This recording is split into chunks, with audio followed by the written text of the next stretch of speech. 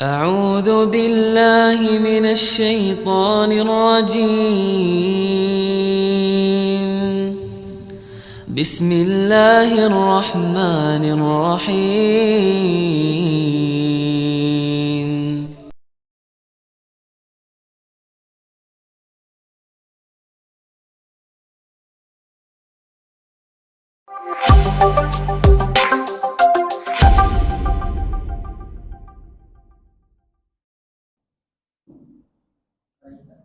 Assalamualaikum warahmatullahi wabarakatuh. Bismillah, alhamdulillah, wassalatu wassalamu ala rasulillah, amma ba'du. Rabbana zidna ilma warzuqna fahma. Allahumma anfa'na bima 'allamtana wa 'allimna ma yanfa'una wa na'udzu bika min ilmin la yanfa'. Allahumma taqabbal minna innaka antas samiul alim wa tub alaina innaka antal ghafurur rahim. Bapak Ibu jamaah sekalian yang dirahmati Allah, alhamdulillah pada petang hari ini kita bisa berada di rumah Allah Ta'ala ini untuk beberapa kepentingan. Oleh karenanya mari hadirkan niat-niat kita. Yang pertama, kita beriktikaf di sini. Yang kedua, kita menanti datangnya waktu sholat selanjutnya, yaitu sholat isya yang insya Allah kita kerjakan dengan berjamaah. Dan yang ketiga adalah tholabul ilmi, atau ibadah mulia bernama mencari ilmu. Adapun niat-niat selainnya, monggo dilengkapi sendiri-sendiri. Ya, nek ajeng ketemu koncone nggih sae, ajeng wedangan nggih sae, ajeng nagih hutang nggih sae. Nah, itu dia. Bapak Ibu sekalian yang dirahmati Allah, menika nek mboten salah selosane Selasa Wage nggih. Kula niku jatahe pahing. Tapi senajan Ustadz Zaini beliau masih di Madinah sampai tanggal 15 besok, makanya kemudian kalau wingi Ustadz Miftah maju, kula maju, mugi-mugi Ustadz Zaini pekan depan di Pahing bisa mengisi. Nah, Bapak Ibu sekalian yang dirahmati Allah, ini tadi kita telah menyelesaikan hari ke-15 bulan Dzulqa'dah, tengah-tengah bulan suci Dzulqa'dah. Oke. Kami ingatkan kembali, kalau Ramadan disebut bulan suci, ya boleh-boleh saja, tapi kalau secara syariat yang disebut bulan suci itu adalah Rajab, Dzulqa'dah, Dzulhijjah, Muharram. Bulan haram, Syahrul Haram, itu bulan suci. Nah, di bulan suci, amal terpenting adalah meninggalkan perbuatan dosa. Berhati-hati dari perbuatan dosa. Itu amal terbaik yang bisa kita lakukan di bulan suci. Adapun 2 minggu lagi, Bapak Ibu sekalian, kita akan memasuki 10 hari pertama bulan Dzulhijjah.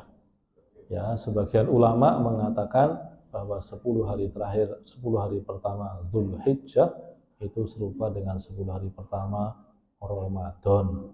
Oleh karena itu, kalau bisa, kalau mampu, maka di 10 hari pertama Dzulhijjah dihidupkan siang malamnya.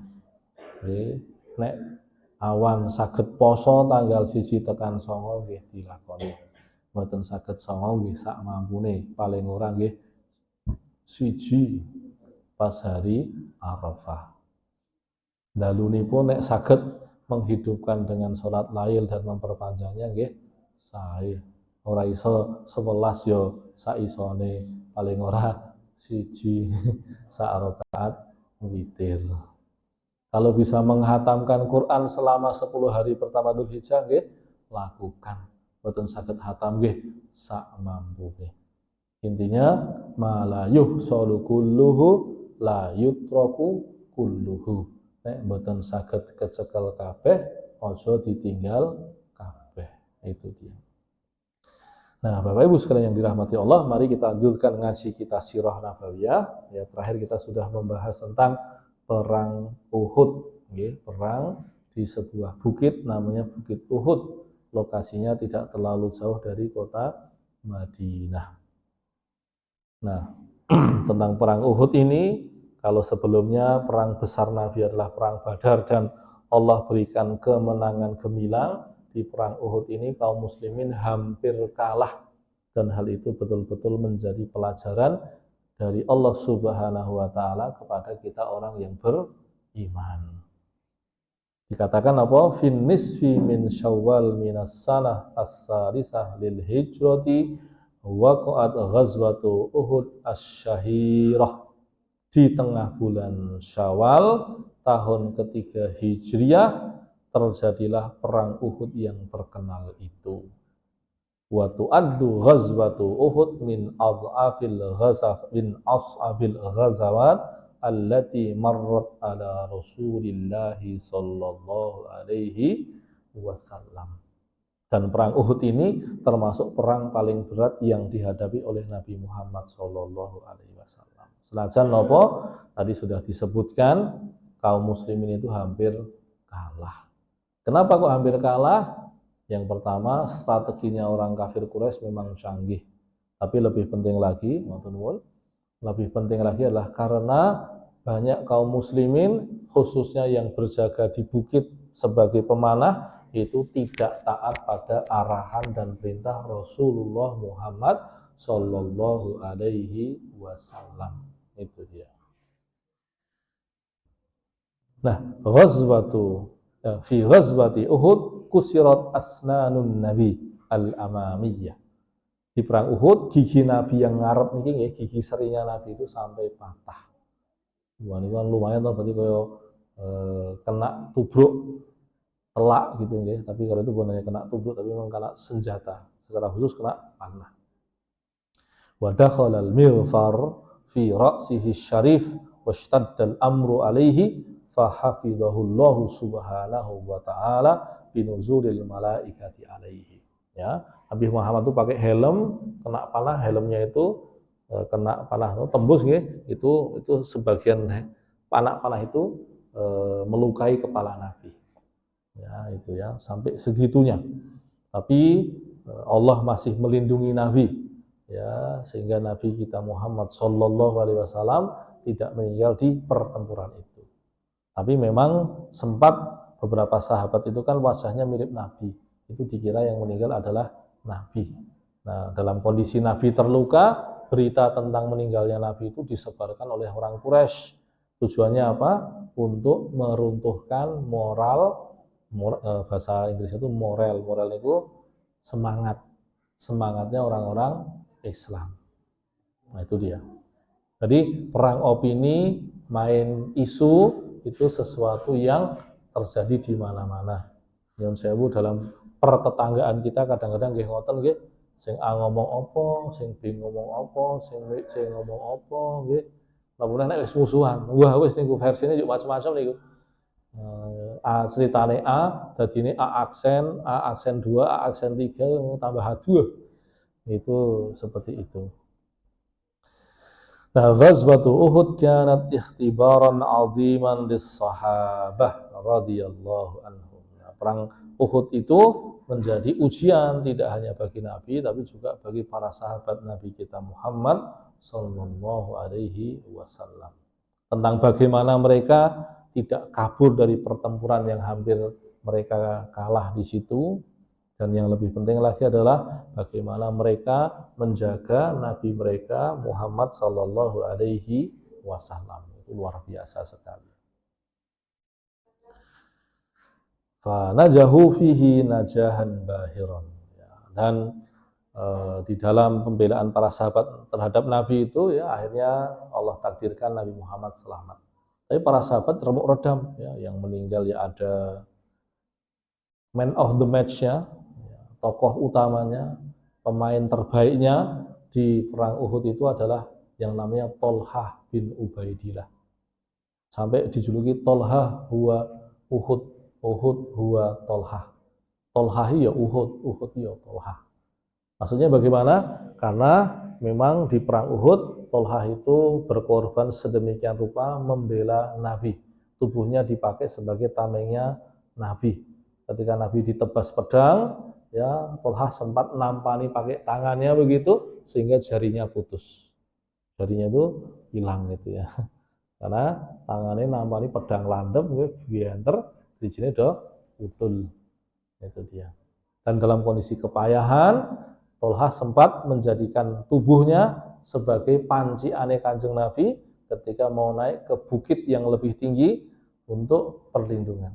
Jadi ketika kondisinya udah, jadi kan di perbukitan gitu kan, di bagian lembah begitu itu kan perangnya kan berkecamuk. Nah, lalu Nabi kemudian menyelamatkan diri dengan menepi.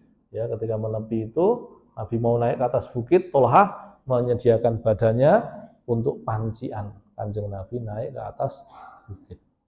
Nah, ketika Nabi mancik badannya Tolha untuk naik ke atas bukit itu, Nabi mengatakan aujaballahu lakal jannata. Allah mewajibkan untukmu surga. Artinya itu doa yang sangat kuat agar Tolha masuk surga. Nah, ketika didoakan begitu, Tolha cerita, saya itu kondisinya udah remuk redam, sudah habis energi, udah kepayahan, lalu kemudian Nabi mengatakan bahwa aku pasti masuk surga, maka langsung ya semua rasa sakit di badan saya itu menghilang. Apakah betul-betul menghilang? Ya enggak, tapi saking senangnya didoakan Nabi masuk surga, beliau merasa ya saking gembiranya sehingga rasa sakitnya itu seperti tidak lagi terasa. Itu begitu.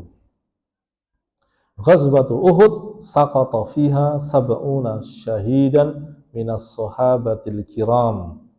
Nah, di perang Uhud ini sahabat Nabi yang meninggal itu sampai 70 orang. Dari sekitar 1000-an orang yang meninggal 70-an orang. Berarti hampir 10%-nya sendiri. Itu kan kalau dalam perang ya signifikan sekali ya.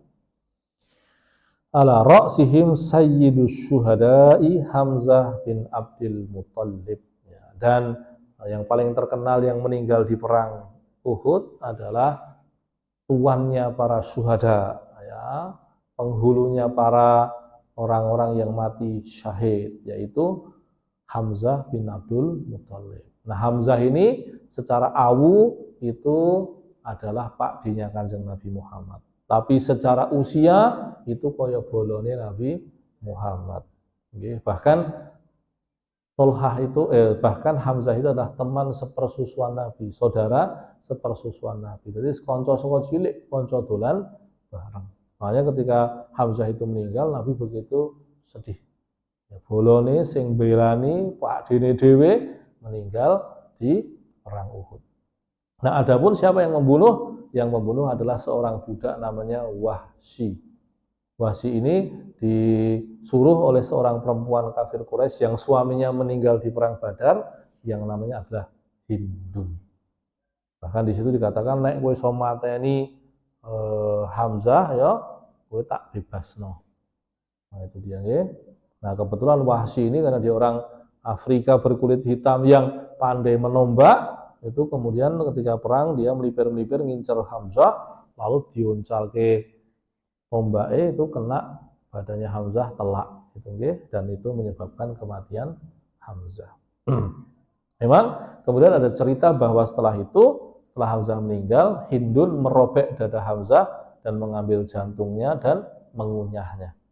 Ya, tapi cerita ini sebagian ditolak. Ya. Tetapi yang pasti kematian Hamzah itu membuat Nabi itu bersedih. Nah, nanti ketika Wahsy itu masuk Islam, ya, dan kemudian minta maaf kepada Nabi mengatakan, saya maafkan kamu, tapi tolong setelah ini jangan lagi muncul di depan saya. Saking apa? Saking sakitnya hati Kanjeng Nabi. Apakah Nabi benci pada Wahsy? Enggak. Tapi apakah Nabi memaafkan Wahsy? Jelas. Tapi tidak bisa dipungkiri bahwa Nabi pun merasakan kesedihan yang mendalam. Orang itu meskipun beriman, mbok soleh kaya ngopo, tetap aja bisa mendapatkan ujian yang namanya ujian batin, ujian perasaan. Ya, saya kebetulan beberapa saat ini ngajar surat Yusuf itu berkali-kali berulang-ulangi nanti apal gitu, nggih. Itu surat Yusuf coba cermati. Nabi Yakub itu sedihnya kehilangan Yusuf itu puluhan tahun. Ya, bahkan ketika nantinya ya Bunyamin adik kecilnya Yusuf itu ditahan oleh Yusuf. Jadi saudara-saudaranya Yusuf itu alaihissalam ya, itu mengajak Bunyamin ke Mesir. Kan mereka dari Palestina ke Mesir untuk minta gandum. Nah, oleh Nabi Yusuf itu digarapi, dikerjai.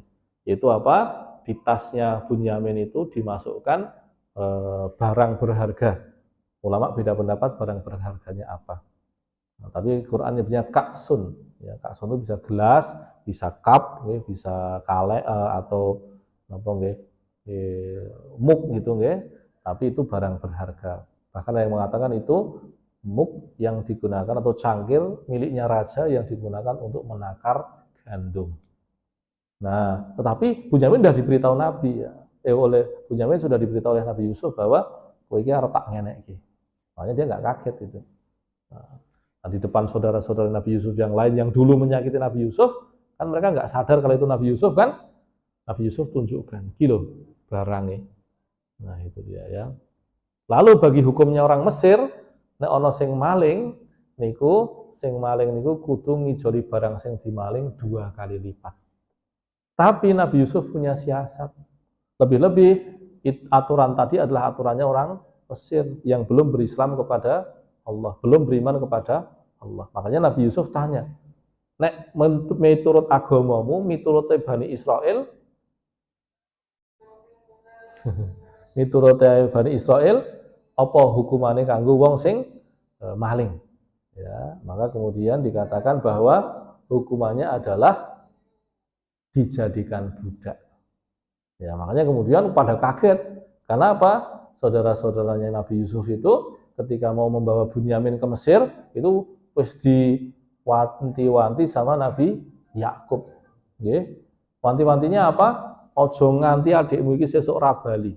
Kowe dhisik nggawa adikmu sing jenenge Yusuf, nyatane ora bali. Nah, saiki kowe arep nggawa adike Yusuf, ojo nganti dhek ora bali. Nah, saudara-saudara Nabi Yusuf sudah komitmen ojo nganti melakukan kesalahan yang sama. Karena ketika mereka itu membuang Yusuf ke sumur, Yakub itu merasakan kesedihan yang sangat dalam. Tapi ternyata Bunyamin digarapi oleh Nabi Yusuf dibuat agar tidak bisa kembali ke Palestina. Nah, ketika kemudian hal itu disampaikan, diinformasikan ya kepada Yakub, Yakub merasakan kesedihan yang sangat dalam.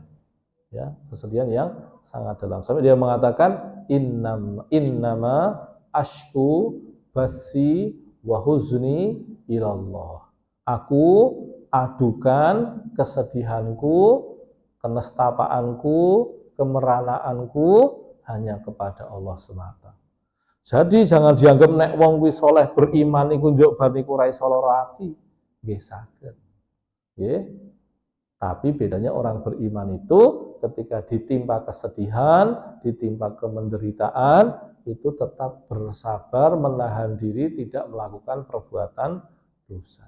Sementara setan itu pinter, setan itu biasanya nek ngonangi wong kok ono masalah, hatinya sedang merana, menderita, pinter mereka membisikkan sesuatu agar orang mau berbuat dosa.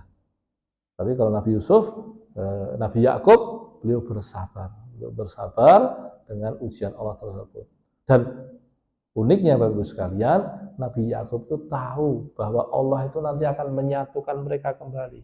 Allah Nabi kan diberitahu Allah tentang apa yang akan terjadi nanti.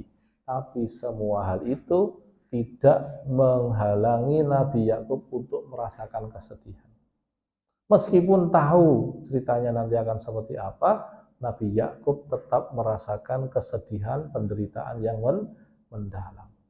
Bahkan gara-gara hilangnya Bunyamin, ya, kan Nabi Yakub nggak tahu bahwa yang menahan Bunyamin itu adalah Nabi Yusuf, toh. Nah itu dia nggak tahu, ya. Itu sampai saking sedihnya itu apa?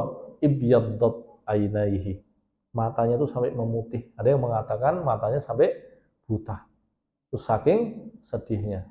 Wahuwa kadhim, istilahnya surat Yusuf itu wahuwa kadhim. Saking nahani kesedihan dan tidak dia sampaikan, tidak dia ledakkan, tidak dia lampiaskan, itu sampai yang kena itu adalah matanya. Bayangkan Nabi aja merasakan kesedihan seperti itu. Jadi kalau ada orang beriman kok sedih itu ya tetap normal. Ya tetap normal. Bahkan Nabi Yakub itu ya nangis. Makanya ketika Imam Hasan Al-Basri itu anaknya meninggal, ya beliau nangis. Murid-muridnya kaget, jenengan ini kok wong lanang kok nangis. Ya, maka beliau mengatakan Yakub lo nangis. Tur Gusti Allah yo ora nyeneni. Ya. Nah, itu bukan sesuatu yang buruk, bukan sesuatu yang memalukan. Nabi Muhammad juga sama. Nabi Muhammad pernah kehilangan anaknya, bahkan berkali-kali ya. Anak laki-laki Nabi itu 3 orang semuanya meninggalnya ketika masih bayi. Itu Nabi pun juga merasakan kesedihan yang mendalam. Itu dia. Nah kembali ke sini, Nabi Muhammad sedih. Tapi beliau tidak melakukan hal yang melampaui batas. Ketika yang membunuh Hamzah minta maaf, ya dimaafkan. Tapi karena Nabi merasakan kesedihan yang mendalam, dia bilang, tolong kamu jangan tampak di hadapan saya.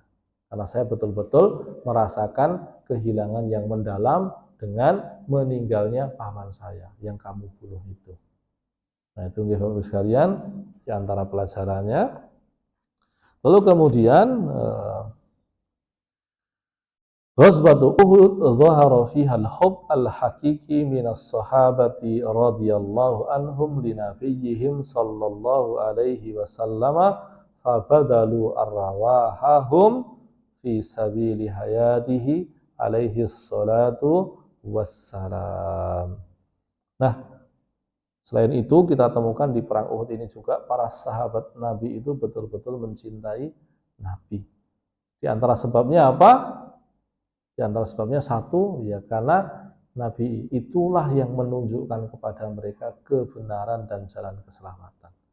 Mereka mengatakan bahwa dulu kami itu jahiliyah, tidak tahu kebenaran, hidupnya berantakan, menuruti hawa nafsu, perkara sethithik we perang, perkara sethithik we gelut, ya bahkan kemudian hidupnya tidak punya arah. Nabilah yang kemudian ya dengan izin Allah menunjukkan tentang hidup ini dari mana, mau kemana, mau ngapain, ya. Maka semua hal itu betul-betul mengubah arah hidupnya para sahabat. Maka mereka sangat mencintai Nabi karena Nabilah yang menunjukkan mereka terangnya hidup, duduhke dalan terang, dalan padang. Itu adalah Nabi Muhammad Shallallahu Alaihi Wasallam. Lebih jauh karena Nabi Muhammad itu memang penuh dengan kebaikan, sehingga wong niku nek kenal Nabi mesti senang. Bahkan orang-orang kafir Quraisy niku meskipun wegah beriman karo Kanjeng Nabi nek ditakoni sapa wong paling becik, jawabannya nggih padha, ya Muhammad. Ya Muhammad, saking becike. Tetapi mereka ogah diajak Nabi Muhammad untuk meninggalkan ajaran nenek moyang mereka yang menyembah berhala. Nah itu begitu itu. Jadi para sahabat itu betul-betul mencintai Nabi Muhammad Shallallahu Alaihi Wasallam. Adapun kita, Bapak-Ibu sekalian, kita harus melatih. Nah ini dia, Bapak-Ibu sekalian, yang namanya perasaan itu dilatih. Allah sering menimpakan kepada kita ujian berupa ujian perasaan. Senang pada sesuatu, benci pada sesuatu. Kalau nggak hati-hati, kemudian kita kebablasan. Karena kadung seneng karo opo, kebablasan. Kadung sengit karo opo, kebablasan. Kadung seneng karo sopo, kebablasan. Kadung benci karo sopo, kebablasan. Nah Allah itu menimpakan perasaan-perasaan itu untuk menguji kita. Apakah kita itu nuruti pikiran yang sudah kenal kepada kebenaran, pada Quran lan Sunnah, ada petunjuk Allah, utawa nuruti perasaan. Nah itu dia.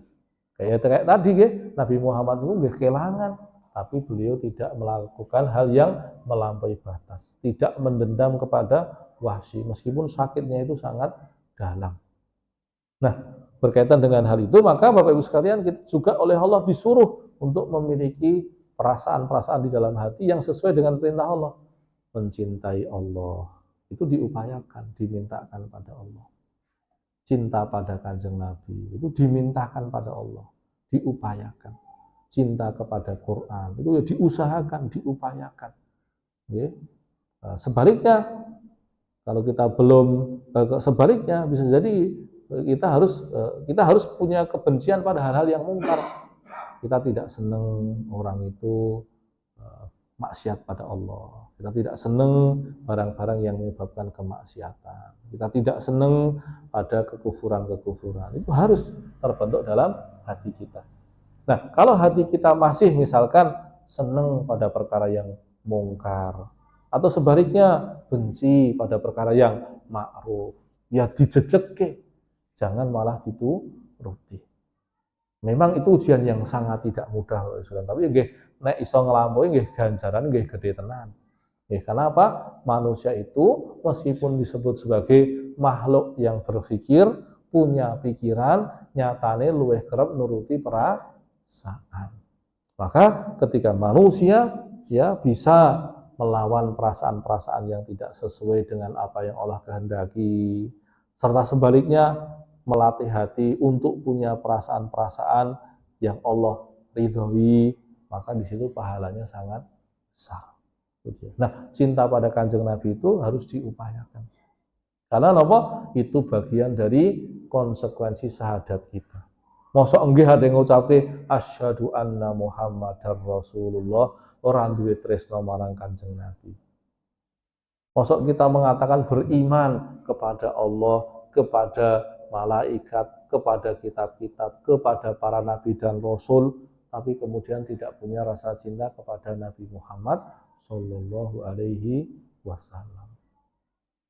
Mosok enjih kita tahu bahwa besok yang menyelamatkan kita satu-satunya manusia yang paling awal membantu kita di hadapan Allah itu adalah Kanjeng Nabi Muhammad Sallallahu Alaihi Wasallam melalui syafaatnya. Mosok iya dhewe mboten duwe rasa tresna marang Kanjeng Nabi Muhammad Sallallahu Alaihi Wasallam. Maka perasaan seperti itu harus dipupuk pelan-pelan. Pun sebaliknya, rasa cinta yang tidak pada tempatnya dipupus pelan-pelan. Ya, rasa benci yang tidak pada tempatnya dipupus pelan-pelan, dihapuskan pelan-pelan. Rasa benci pada sesuatu yang buruk, yang mungkar, dipupuk pelan-pelan agar bertumbuh. Itu dia. Nah, itu dia. Selanjutnya Bapak Ibu sekalian yang dirahmati Allah,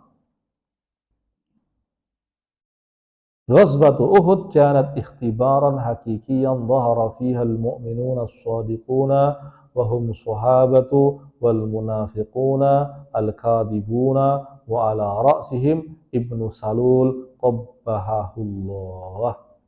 Nah, Bapak Ibu sekalian, di perang Uhud ini pula lah jadi tampak sapa wonge sing tresna marang Kanjeng Nabi, marang agama Islam, kalian sapa wonge sing ming pura-pura lan sejatine niku sengit marang Kanjeng Nabi, sengit marang syariat Gusti Allah. Para sahabat Nabi niku tresna marang Kanjeng Nabi dan tampak di perang Uhud. Begitu juga yang munafikun. Munafikun itu sengit kalian Kanjeng Nabi, sengit marang syariat, sengit marang ajaran agama, sengit marang wong soleh, ya. Itu juga tampak. Tokoh utamanya adalah Abdullah bin Ubay bin Salul. Itu ketara banget. Kenapa dia kok benci Kanjeng Nabi? Sak janjane niku sebabe niku donya. Dulu wong Madinah niku pecah dadi rong kelompok. Namine niku Aus kalian Khazraj. Nah, Aus kalian Khazraj niku nggih duwe bolone wong Yahudi dhewe-dhewe. Wong Aus niku bolone wong Quraidah, wong Khazraj niku bolane wong Qainuqa. Ketika mereka dulu musuhan, itu perangnya sengit sekali. Perang saudaranya itu sengit sekali. Lalu kemudian jelang Nabi itu diutus, mereka itu sudah mulai rekonsiliasi, mulai damai. Wis sak dhewe arep musuhan tekan kapan. Tapi ketika mereka mau rekonsiliasi, memutus hubungan dengan Yahudi, nggih, niku banyak yang kemudian pengen jadi pemimpinnya Madinah, pengen diangkat jadi pemimpinnya Madinah, pengen dipercaya sebagai pemimpin bersama orang-orang Madinah. Tapi banyak pemimpin Madinah itu yang merasa bahwa wah, nek orang-orangnya mengak dewe mengora iso. Mereka secara jujur tulus mengatakan bahwa nek kita saja yang jadi pemimpin, koyone angel. Cek ngono ana sebagian saka dhewe kuwi iki jan yo ora pantes tenan. Senajan golek-golekane wing ning donya. Maka kemudian banyak pemimpin-pemimpin Madinah itu yang mendatangi Nabi Muhammad. Luweh-luweh riyen niku wong-wong Madinah, wong Arab niku, wong-wong Arab sing teng Madinah niku dionek-onekke wong Yahudi. Wah, kowe iki wong Arab, kowe iki bangsane wong budak. Leluhurmu dhisik iki wong Ismail. Ismail iki anake Hajar. Hajar kuwi wong budak. Budak kuwi mung dinikahi Ibrahim, mung senajan duwe anak. Terus bar kuwi bojone Ibrahim sing jenenge Sarah duwe anak dhewe jenenge Ishak. Dadi kowe wong Arab kuwi turunane wong budak. Keyakinan itu Bapak sekalian sampai sekarang masih nggih. Wong Zionis Israel biadab niku sengite karo wong Arab oleh ngece kados niku. Kowe iki wong Arab iki bangsa budak. Itu ngoten. Nggih. Nah, dulu orang-orang Yahudi Madinah le ngece ngoten. Nah, dan mereka bilang begini, sesuk nek nabine kene keri dhewe wis diutus Gusti Allah, kowe kabeh wong Arab kuwi mesti kami perangi. Wiladalah kok jebule nabine sing keri dhewe niku sing diutus Gusti Allah niku dudu wong Bani Israil. Jebule malah wong Bani Ismail. Bani Ismail niku anak-anake Ismail dan dalam hal ini adalah Nabi Muhammad Sallallahu Alaihi Wasallam. Makanya kemudian wong Yahudi gengsi, sementara wong-wong Arab Madinah dengan senang hati moro teng Mekah, moro marang Kanjeng Nabi, baiat marang Kanjeng Nabi Muhammad Sallallahu Alaihi Wasallam. Berbaiat. Nah, gara-gara pemimpin-pemimpin Madinah itu yang hatinya tulus bersih itu berbaiat pada Kanjeng Nabi Muhammad, njo sing jenenge Abdullah bin Ubay bin Salul lan kanca-kancane lara ati. Mungkin sing wong Madinah kok sing dadekke pimpinan malah dudu wong Madinah. Meskipun sebetulnya Nabi Muhammad itu juga punya darah Madinah. Karena ibunya lalu kemudian beberapa orang simbahnya itu wong Madinah. Itu dia. Jadi Nabi Muhammad itu bukan orang baru sebetulnya, tapi niku wau sing ra seneng ya ora seneng tenan. Dan tokoh utamanya adalah Abdullah bin Ubay bin Salul. Nah, Abdullah bin Ubay niku blegerane zahire niku Islam. Nek salam nggih kalian Kanjeng Nabi. Tur nek duwe kesempatan nggo nentang Kanjeng Nabi niku ditontonke tenan. Misalnya Kanjeng Nabi duwe pendapat apa, nentang. Niku ning ngarepe Kanjeng Nabi. Teng burine Kanjeng Nabi luwih parah melih. Teng burine Kanjeng Nabi gawe siasat piye carane Nabi Muhammad niku kalah. Mulane biasane Abdullah bin Ubay bin Salul niku kontak-kontakan nggih, WA-WA-an, telepon-teleponan nggih kalian wong-wong Mekah. Iki lho, wong-wongmu ki sing Muhammad ki dhek arep perang ini, kowe arep nglawane piye. Jadi dia caranya seperti itu. Betul-betul orang munafik. Saking munafiknya Bapak sekalian, anaknya Abdullah bin Ubay niku sing jenenge Abdullah bin Abdullah niku sengit tenan karo bapakne. Niku saking sengite niku minta izin Nabi, Kanjeng Nabi, bapak kula niku oleh kula lawan mboten. Sakjane niku kata-katane luwih landhep melih. Tur kula ra tega le critake. Kanjeng Nabi oleh mboten bapak kula lawan. Nggih, Kanjeng Nabi ngomong aja. Kuwi piye-piye ya bapakmu. Kanjeng Nabi nek sing nglawan bapak kula niku dudu kula, wong-wong mesti do nyalahke. Tuh nek kula sing nglawan bapak kula, ora ana sing iso nyalahke kula. Wis manut to. Kowe kudu manut karo bapakmu. Anggere nek kowe dikongkon karo bapakmu sing genah-genah, aja nglawan karo bapakmu. Itu sampai segitu. Nah, padahal orang munafik itu Bapak Ibu sekalian di Quran itu digambarkan sedemikian rupa. Contoh nggih, ade niku maca Quran awal-awal niku bar Al-Fatihah, bar nyuwun diparingi dalan lurus kalian Gusti Allah. Gusti Allah niku menunjukkan kepada kita surat Baqarah. Surat Baqarah niku awal-awal niku ping isine ming jenis manungsa. Ayat 1 tekan 5 utawa ayat 2 tekan 5 niku ciri-cirine wong beriman, wong ingkang takwa marang Gusti Allah. Ayat 6 lan 7 niku tentang wong ingkang boten percaya marang Gusti Allah. Tur ayat 8 tekan ayat 20 niku nyeritake wong munafik, wong sing blegerane Islam tur sengit karo Kanjeng Nabi, sengit marang ajaran Islam, sengit marang syariat Gusti Allah, sengit marang wong-wong beriman, sengit marang wong-wong soleh. Nah itu dia nggih. Nah itu coba cermati ayatnya nggih, kita sembari mentadaburi ayat Quran nggih niku. Wa minan nasi may yaqulu amanna billahi wa bil yaumil akhir wa ma hum bimumin. Di antara orang-orang itu ada yang ngaku-ngaku beriman kepada Allah padahal sebetulnya mereka tidak beriman. Fi qulubihim maradun fazadahumullahu marada walahum adzabun alimun bima kanu yakdzibun.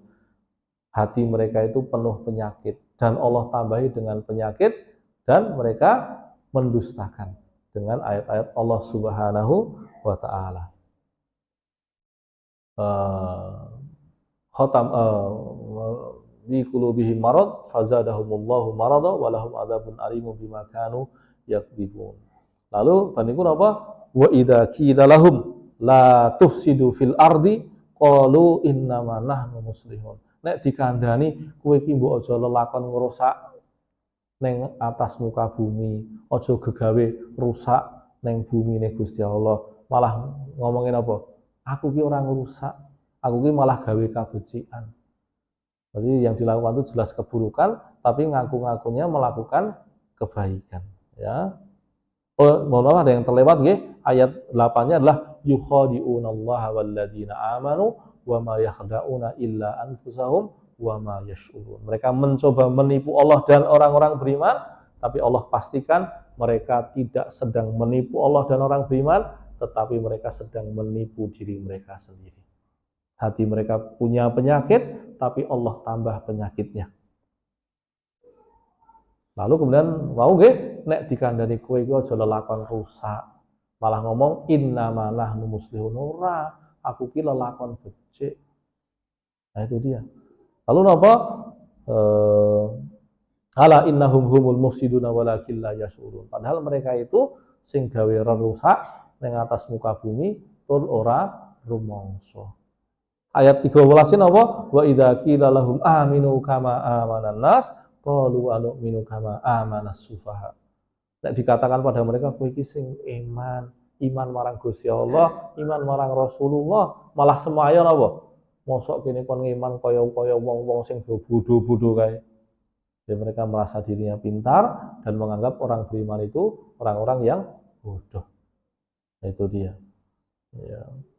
Tapi Allah katakan apa? Ala innahum humus sufaha walakin la ya'lamun. Padahal bagi Allah mereka lah yang bodoh-bodoh, tapi mereka tidak paham bahwa mereka itu bodoh. Wa idza laqul ladina amanu qalu amanna. Nek ketemu wong beriman ngaku-ngaku aku ya beriman kaya kowe. Tapi napa wa idza khalau ila syayatinihim to nek pun lunga nggih adoh kalih wong beriman ketemu karo bolo-bolone dhewe, ketemu karo setan-setane, ayatnya bilang begitu nggih, khalau ila syayatinihim. Kalau mereka kemudian berkumpul dengan setan-setannya, teman-temannya yang setan-setan itu, mereka mengatakan innama nahnu dia mengatakan innama nahnu mustahzi'un. Aku ki yo sakjane yo bolomu, aku ngece-ngece wong beriman wae, mung pura-pura wae. Itu kata Allah Subhanahu wa taala. Maka Allah katakan Allahu yastahzi'u bihim wa yamudduhum fi tughyanihim ya'mahun. Ulaikal ladzina ishtarawu dhalalata bil huda. Mereka lah orang-orang yang menjual menjual petunjuk demi mendapatkan kesesatan. Nggih. Wa fama rabihat tijaratuhum wa ma kanu muhtadin. Maka bisnis mereka itu tidak akan berhasil. Bisnis mereka itu tidak akan beruntung, sebaliknya mereka itu akan rugi dunia dan akhirat. Bapak Ibu sekalian, memang ayat-ayat tentang orang munafik di Quran itu banyak dan keras-keras. Keras-keras. Bahkan kalau di surat yang lain itu dikatakan innal munafiqina fi darkil asfali minan nar. Wong-wong munafik menika niku dadi intiping neraka. Nerakane niku paling ngandhap. Wong-wong sing kafir niku sing mboten ngerti Gusti Allah, senajan ra ngerti, senajan nglawan, senajan nuruti hawa nafsu, niku teng neraka tapi lumayan tesih rada dhuwur.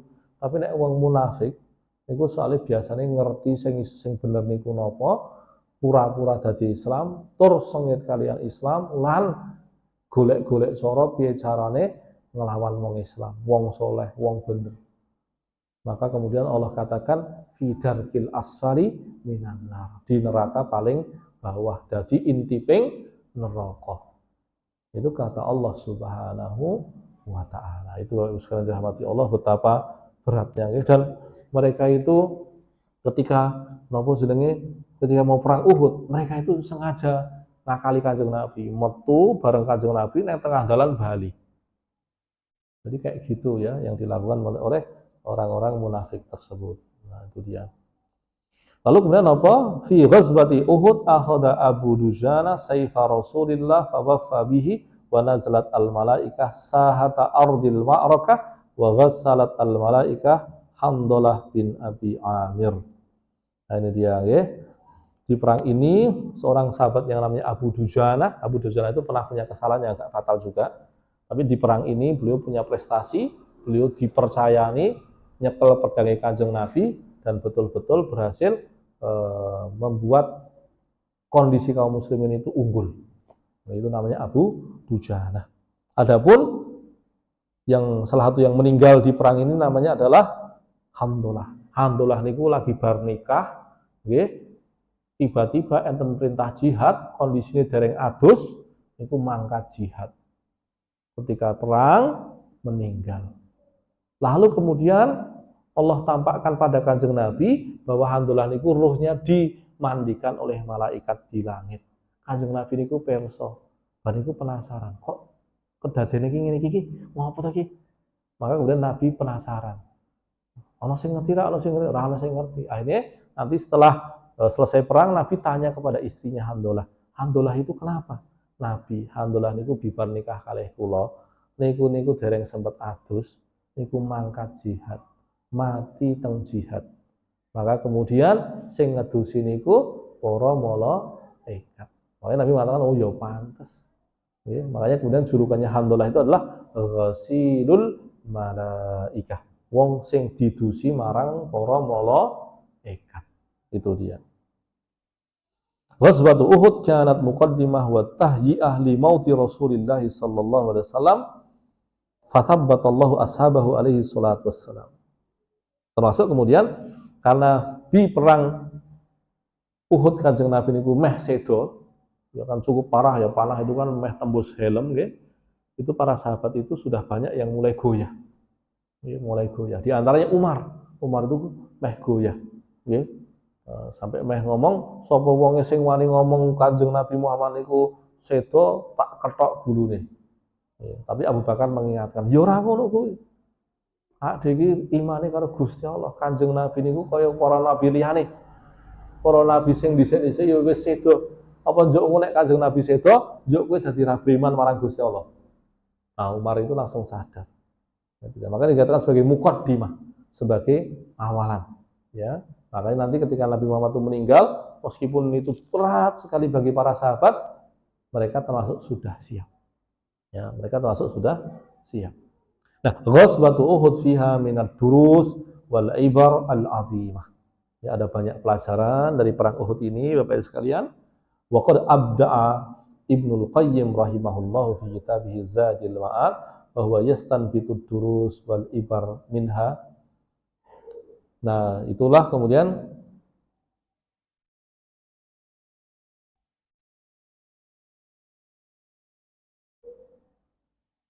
jadi Imam Ibnu Qayyim beliau menyebutkan banyak pelajaran dari perang Uhud ini. Ya, tapi di sini tidak disebutkan secara detail, beliau hanya menceritakan. Jadi pengarang kitab ini hanya menyebutkan, tapi karena kitabnya saya tidak bawa, saya tidak bisa menguraikan ya apakah yang disebutkan oleh Imam Ibnu Qayyim. Memang Bapak Ibu sekalian, bagi wong sing nekuni sirah nabawiyah, di antara kitab sirah yang paling indah, paling komplit, paling bagus isinya, karena temanya itu luas sekali, dioncai nganti seru nggih, itu adalah kitab Zadul Ma'ad karangannya Imam Ibnul Qayyim. Nah, jeneng lengkapnya niku nggih Ibnu Qayyim Al-Jauziyah. Ampun kijolan kalih imam sing jenenge Imam Ibnul Jauzi niku beda. Meskipun gaya tulisnya mirip-mirip, tema tulisannya mirip-mirip, dua-duanya adalah imam besar, tapi Imam Ibnul Jauzi kalian Imam Ibnu Qayyim al-Jauziyah niku beda 200 tahun. Beda 200 tahun. Adapun hubungannya adalah Ibnu Qayyim niku bapak niku Qayyim al-Jauziyah, Qayyimul Madrasah al-Jauziyah. Enten sing ngomong niku kepala sekolah madrasah Imam Ibnul Jauzi, enten sing ngomong penjaga sekolah madrasah Imam Ibnul Jauzi. Nah, jadi niku Ibnu Qayyim al-Jauziyah niku artine anake sing jaga madrasah Jauziyah. Tapi anake sing jaga anake kepala sekolah madrasah Jauziyah. Itu dia. Nah, Bapak Ibu sekalian yang dirahmati Allah, itu bahasan kita pada malam hari ini nggih. Mau tinggal 1 menit. Insyaallah kita lanjutkan lagi di pertemuan selanjutnya, itu perang Hamraul Asad. Nggih, perang yang di situ itu kaum muslimin itu setelah terhantam di perang Uhud, itu tuh ternyata orang Quraisy itu melarikan diri. Kanjeng Nabi langsung perintah dalam kondisi kepayahan, doyak wae, doyak. Ketika doyak ternyata orang Quraisy itu larinya lebih cepat. Sehingga apa yang kemudian terjadi?